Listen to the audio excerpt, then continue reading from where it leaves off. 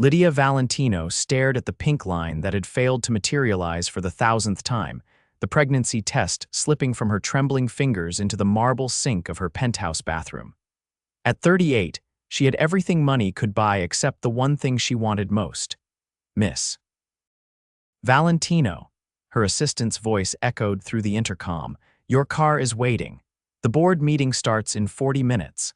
Lydia straightened her Armani suit jacket, brushed away a tear, and slipped back into the armor she wore as CEO of Valentino Industries. The empire she'd built from her father's failing tech company was now worth billions, but the emptiness inside her felt bottomless. I'll be right down, she replied, her voice betraying none of the heartbreak she'd just experienced. Her fertility specialist had delivered the final blow last week. After 7 failed IVF treatments and 3 miscarriages, Dr. Werner had gently suggested she consider other options.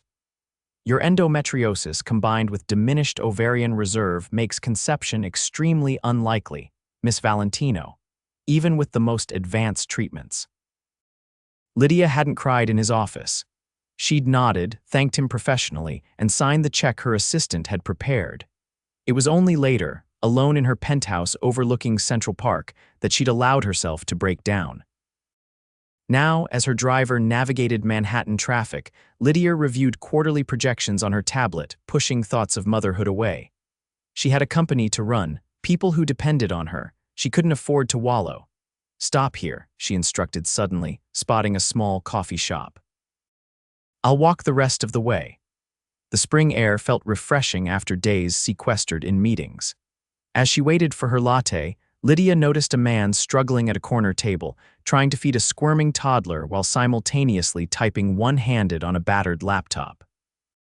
Come on, Mia, he pleaded with the little girl. Just 3 more bites, then Daddy can finish this job application. Something about his gentle persistence caught Lydia's attention. The man was attractive in a rugged way, tousled dark hair, strong jawline shadowed with stubble, and kind eyes focused intently on his daughter. His clothes were clean but worn, and the backpack beside him bulged with what appeared to be toys and extra clothes. When the little girl accidentally knocked over his coffee, sending it straight toward his laptop, Lydia moved without thinking. She lunged forward, catching the cup before it could spill onto the keyboard. Whoa, thank you, the man said, looking up with genuine gratitude. You just saved my entire life, or at least my resume. No problem, Lydia replied, setting the nearly empty cup safely aside. Job hunting. Yeah, Quinn Davies. He extended his hand. And this little hurricane is Mia, Lydia Valentino. She shook his hand, noting the calluses on his palm. She's beautiful. Thank you. She's also the reason I'm running on 2 hours of sleep. His smile was warm, lighting up his entire face. I'm sorry about the mess. Don't worry about it. Lydia glanced at her watch. I should get going. Of course, thanks again for the save. Quinn turned back to his daughter. Okay, Mia Bear, let's try those carrots one more time. As Lydia walked out, she found herself looking back. There was something captivating about the father and daughter, a connection that made her chest ache with longing. The board meeting dragged on for 3 hours. Lydia presented the quarterly report, fielded questions about their new software launch, and approved the acquisition of a promising startup. Throughout it all, her mind kept drifting back to the coffee shop. When her assistant handed her the afternoon schedule, Lydia made an impulsive decision. Cancel my 3 o'clock. I'm going to work from the cafe on 8th today. She told herself it was just for a change of scenery, but her heart raced when she spotted Quinn still at the same table. The toddler was now asleep in her stroller while he worked intently. Lydia ordered another coffee and hesitated. This was ridiculous. She was a billionaire CEO, not some college girl with a crush, but before she could talk herself out of it, she approached his table. Mind if I join you? All the other tables are taken. Quinn looked up, surprise flickering across his face before he smiled.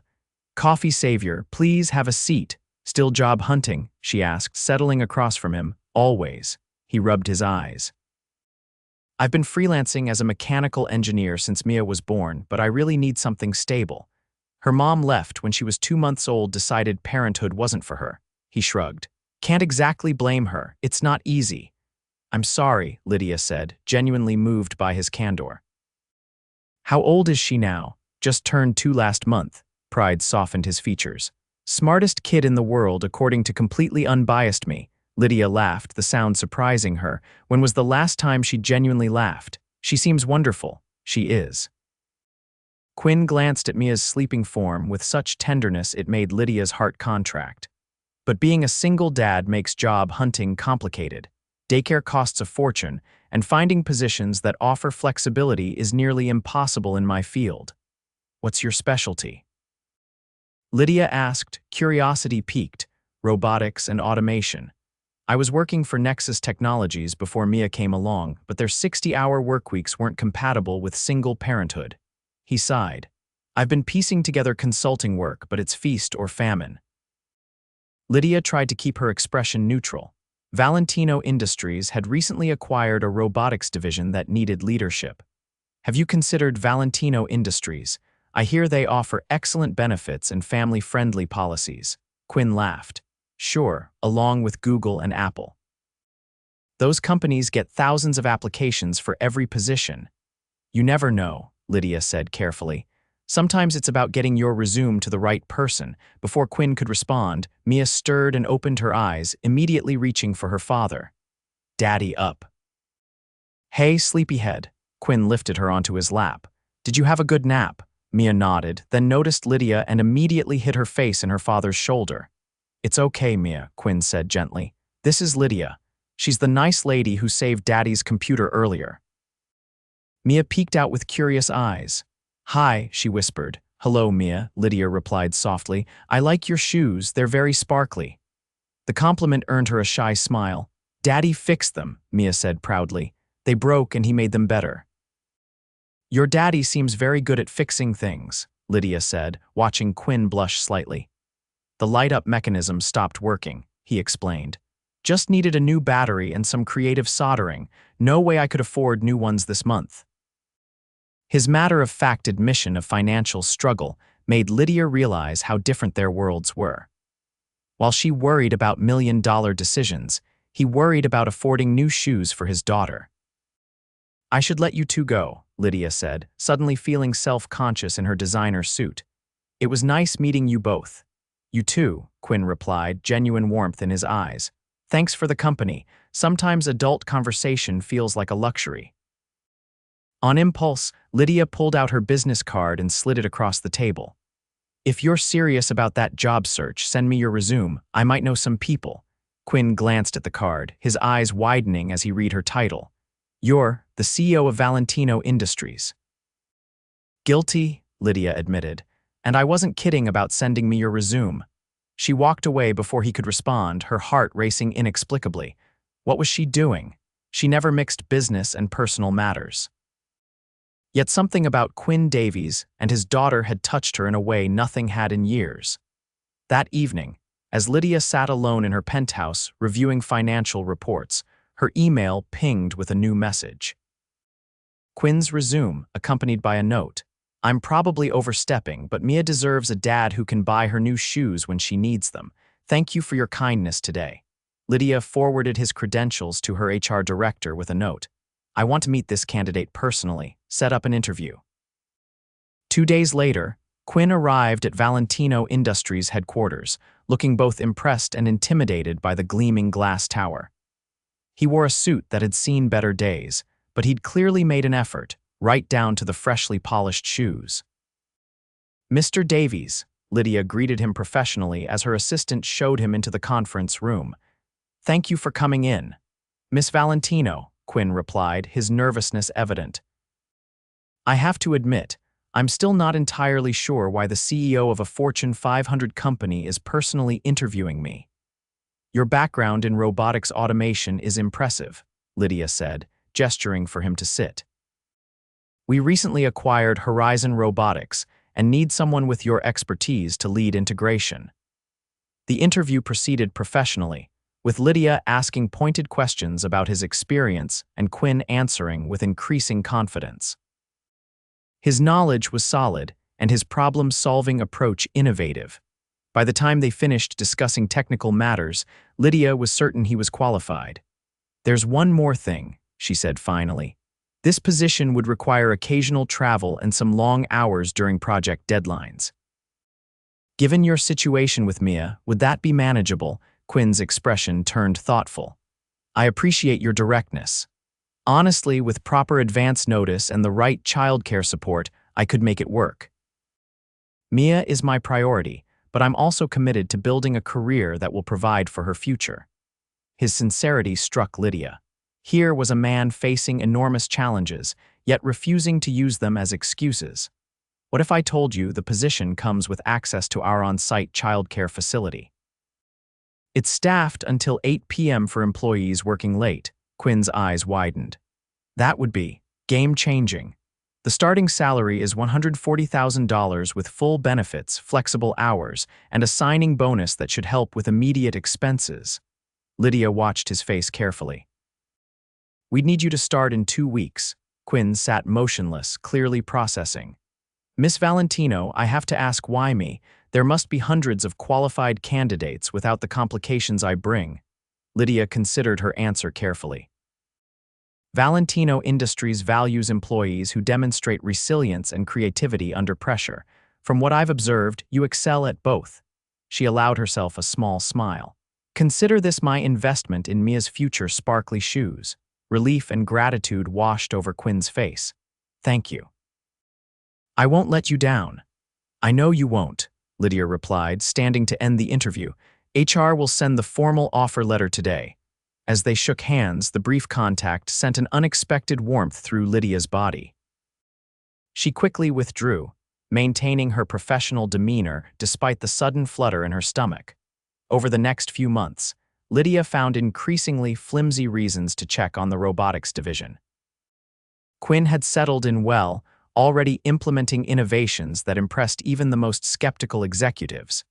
She told herself she was merely monitoring a promising investment, but the truth was simpler and more complicated. She enjoyed being around him and Mia. On days when Quinn brought Mia to the company daycare, Lydia would sometimes visit, ostensibly to check on the facility. She grew to cherish those brief interactions, Mia's excited stories, Quinn's grateful smiles. One evening, working late, Lydia encountered Quinn in the elevator, Mia fast asleep against his shoulder. Long day, Lydia asked softly. The longest, Quinn admitted. Daycare called she had a slight fever, nothing serious, but they follow protocol. Of course, Lydia nodded. You should take tomorrow off if she needs you. Quinn shook his head. We have the system test scheduled. I'll work from home in the morning and come in after lunch if she's better. Lydia studied his tired face.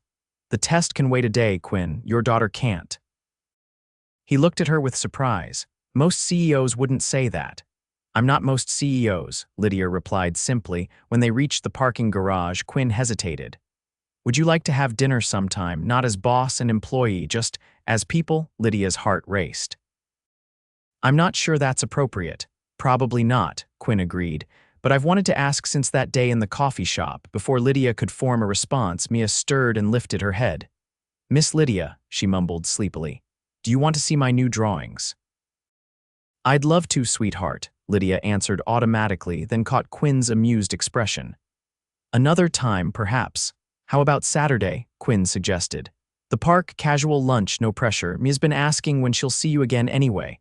Put that way, how could she refuse? Saturday sounds lovely. The weekend outing became a turning point. Away from the office, in jeans and a simple blouse, Lydia felt like herself in a way she rarely did. They walked through Central Park, Mia between them, occasionally holding both their hands to swing forward with peals of laughter. Over sandwiches and juice boxes, Quinn shared stories of his childhood in Oregon, raised by a single mother who worked 3 jobs to support him and his brother. He described his scholarship to MIT, his dreams of creating robotics that helped people with disabilities, and how becoming a father had changed his priorities entirely. Now I measure success differently, he explained, helping Mia open her fruit cup. It's not about patents or professional recognition anymore. It's about her feeling secure, loved, and having opportunities I didn't. You're a wonderful father, Lydia said, the words escaping before she could filter them. I'm trying, Quinn replied, looking at her with an intensity that made her pulse quicken. What about you? Any family? No, Lydia said, the familiar ache returning. Just the company. My parents died when I was in my 20s, and I've been focused on business ever since. No husband. Children? Quinn asked gently. Never married, Lydia admitted. And children? She paused, uncertain how much to reveal. It wasn't in the cards for me. Something in her tone must have conveyed the depth of that loss, because Quinn reached across the table and briefly squeezed her hand. I'm sorry. That simple touch and sincere sympathy broke something open in Lydia. By the time they parted that evening, she had shared more about herself than she had with anyone in years. Their relationship evolved gradually. Professional at work, but increasingly personal outside office hours. Weekend outings with Mia became a regular occurrence. Movie nights at Quinn's modest apartment, where Lydia learned to appreciate animated films and pizza delivery. Quiet conversations after Mia fell asleep, where they discovered shared values despite their different backgrounds. 3 months into this undefined relationship, Lydia invited them both to her penthouse for dinner. "This is where you live?" Mia asked, wide-eyed at the expansive space with floor-to-ceiling windows overlooking the city. "It's like a castle in the sky." Quinn looked equally overwhelmed.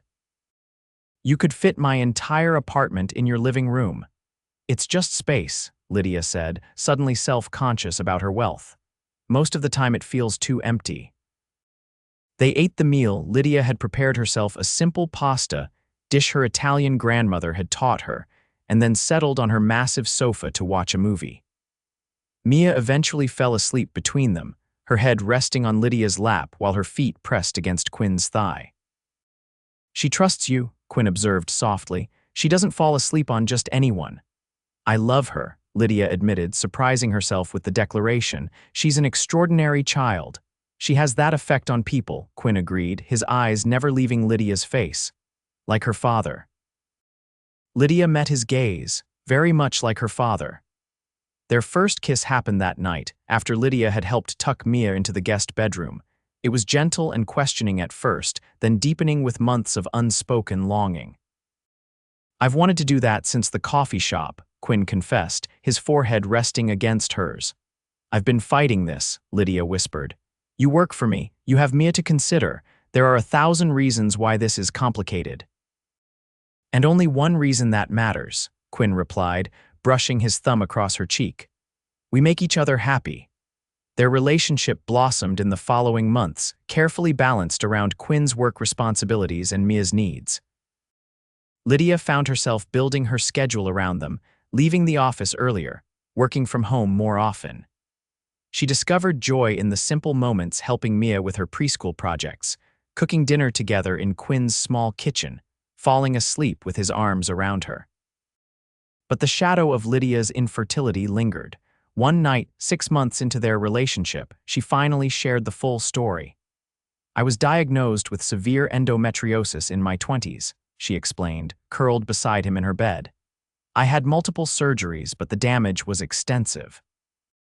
By the time I was seriously considering motherhood in my 30s, my chances were already minimal." Quinn held her closer. "I'm so sorry, Lydia. I tried everything," she continued, her voice breaking. 7 rounds of IVF, 3 pregnancies that ended before 12 weeks. The last specialist I saw basically told me to give up. My body just won't sustain a pregnancy." "That must have been devastating," Quinn said softly. "It was." Lydia wiped away a tear. "I built this company, amassed wealth, achieved everything I set out to professionally. But the one thing I wanted most, to be a mother, seemed impossible. I had accepted it until—" "Until what?" Quinn prompted when she fell silent. "Until I met you and Mia," Lydia admitted. "Being with you both has reawakened that longing, but also shown me that family can take different forms." Quinn kissed her gently. "Mia adores you, and so do I." 3 days later, Mia developed a high fever in the middle of the night. Quinn called Lydia in a panic when the little girl's temperature reached 104 degrees. "We're going to the emergency room," he said, voice tight with worry. "I'll meet you there," Lydia replied instantly, already pulling on clothes. She arrived at the hospital just as they were being taken to an examination room. Quinn's face was etched with fear, Mia listless in his arms. Without hesitation, Lydia took charge, ensuring they saw a doctor immediately, questioning treatment options, and holding Quinn's hand through the terrifying hours until Mia's fever finally broke. The diagnosis was a severe ear infection that had escalated quickly. By morning, Mia was already improving, though still weak and tired. As they prepared to take her home, the pediatrician addressed them both. "She'll need careful monitoring for the next 48 hours, Mom and Dad. Make sure she takes all her medication and gets plenty of fluids." Neither of them corrected the doctor's assumption. In the taxi home, with Mia sleeping between them, Quinn looked at Lydia with new understanding. "You were amazing back there," he said quietly. "I was falling apart and you just took over." "I was terrified too," Lydia admitted. "But someone needed to keep it together. When the doctor called you her mom." Quinn began. "I know I'm not," Lydia said quickly. "I would never presume. That's not what I was going to say," Quinn interrupted. "It felt right, Lydia. Watching you with her these past months, how you care for her, love her. You've become a mother to her in all the ways that matter." Tears welled in Lydia's eyes. "Really, really," Quinn confirmed. "And I think it's time we made it official, not just for Mia's sake, but for ours." When they arrived at Quinn's apartment, he carefully settled Mia in her bed, then returned to where Lydia waited in the living room. "I had planned something more romantic," he said, taking her hands. "A nice restaurant, flowers, the whole traditional scene. But today, watching you fight for my daughter like she was your own, I realized I don't want to wait another day." He knelt before her, still holding her hands. "Lydia Valentino, I love you. Mia loves you. Will you marry me and make our little family complete?" Tears streamed down Lydia's face. "Yes," she whispered. 1,000 times yes." They were married 3 months later in a small ceremony with Mia as flower girl. Quinn moved into Lydia's penthouse, which quickly transformed from a sterile showcase to a warm home filled with toys, children's artwork, and family photos. 6 months into their marriage, Lydia experienced unusual fatigue and nausea. Assuming it was a virus, she ignored the symptoms until Quinn insisted she see a doctor. The phone call came while she was in a board meeting.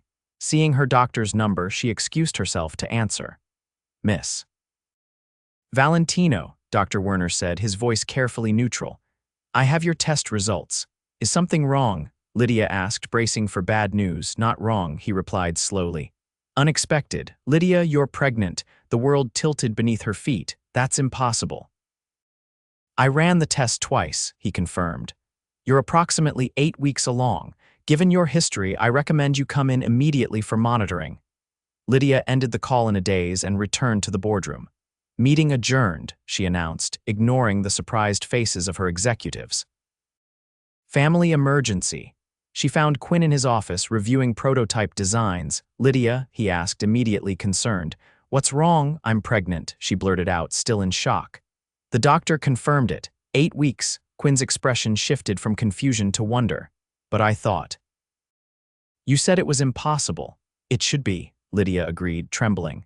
"Dr. Werner wants to see me right away. He's concerned about viability given my history." Quinn was instantly on his feet, gathering her in his arms. "Then we'll go see him right now." The pregnancy was high risk from the start. Lydia required weekly appointments, multiple medications, and eventually bed rest. Every milestone felt like holding her breath. 12 weeks, 20 weeks, 28 weeks. Each ultrasound revealing a strong heartbeat seemed miraculous. Quinn became her rock, managing both her care and Mia's needs with unwavering devotion. He took family leave from work, hired help for the household tasks, and ensured Mia understood as much as a 3-year-old could about the baby and why Lydia needed to rest. "Is my brother still growing in your tummy?" Mia would ask, placing her small hand on Lydia's rounded belly. "Yes, sweetheart," Lydia would reply, marveling at how easily Mia had accepted her new role as big sister. "He's getting stronger every day." At 36 weeks, Lydia went into labor. After hours of effort, their son was born small but healthy, with Quinn's dark hair and Lydia's determined expression. "Lucas James Davies," Quinn announced, tears streaming down his face as he placed their son in Lydia's arms. "Our miracle." "Our miracle," Lydia echoed, overwhelmed with emotion as she counted tiny fingers and toes.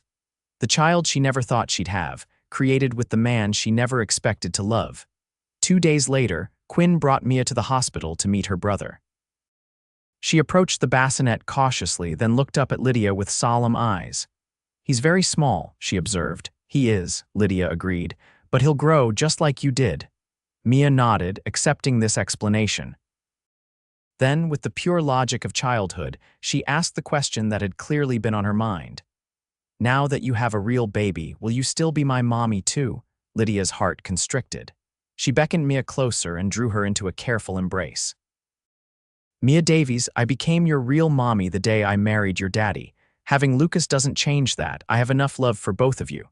"Promise?" Mia asked, small fingers playing with Lydia's hospital bracelet. "I promise," Lydia vowed. "You made me a mother long before Lucas did." Quinn, watching from the doorway with their son in his arms, crossed to join them on the bed. "We're a family," he said, kissing Mia's forehead and then Lydia's lips. "The four of us together." "The best kind of family," Lydia agreed, looking at the miracle around her, the husband who had shown her what really mattered, the daughter who had opened her heart, and the son she never thought she'd hold. The kind built on love. 1 year later, Lydia stood in the backyard of their new home in the suburbs, watching Quinn push both children on the swings. Mia, now 4, shrieking with delight as she went higher. Lucas, his first birthday celebrated the previous weekend, giggling in the toddler swing. The sound of their happiness filled the air, more valuable than all the wealth Lydia had accumulated. She still ran Valentino Industries, but with modified priorities and a leadership team that allowed her to be home by 5 most days. Quinn caught her watching and smiled that same warm smile that had captured her attention in a coffee shop 2 years ago. He whispered something to Mia, who immediately jumped from her swing and ran toward Lydia. "Mommy, Daddy says it's time for the surprise." "What surprise?" Lydia asked, allowing herself to be pulled toward the patio. Quinn approached with Lucas in his arms. "Well, it's actually 2 surprises," he said mysteriously. "Mia, do you want to give Mommy the first one?" Mia nodded excitedly and handed Lydia a small wrapped package. Inside was a framed photo of the 4 of them, taken at Lucas's birthday party with our family engraved on the silver frame. "It's beautiful," Lydia said, genuinely touched. "I'll put it on my desk at work." "There's something special about this picture," Quinn hinted. "Something we haven't told you yet." Lydia looked more closely at the image, then at her family standing before her. "I don't understand." Quinn handed Lucas to Mia, who carefully sat down with her brother in her lap as practiced. Then Quinn took Lydia's hands in his. "Remember when we thought Lucas was our miracle?" he asked softly. "Of course," Lydia replied, her heart beginning to race. "He is our miracle." "Well," Quinn said, his eyes shining with joy, "it seems miracles come in pairs. Lydia, we're going to have another baby." "What?" Lydia gasped, her hand instinctively moving to her stomach. "How? When?" "The doctor confirmed it yesterday," Quinn explained. "You're 10 weeks along. That's why you've been so tired lately. It's not just the new product launch." Tears filled Lydia's eyes as she looked from Quinn to their children watching expectantly. "Another baby," she whispered. "Another miracle. The doctors say since you carried Lucas to term successfully, this pregnancy should be lower risk," Quinn continued. "They'll monitor you closely, of course." Lydia threw her arms around him, laughing and crying simultaneously. "I never thought I'd have 1 child, let alone 3. "Are you happy, Mommy?" Mia asked, still holding Lucas, who was contentedly playing with her necklace. Lydia knelt down to embrace both children. "Happier than I ever imagined possible, sweetheart."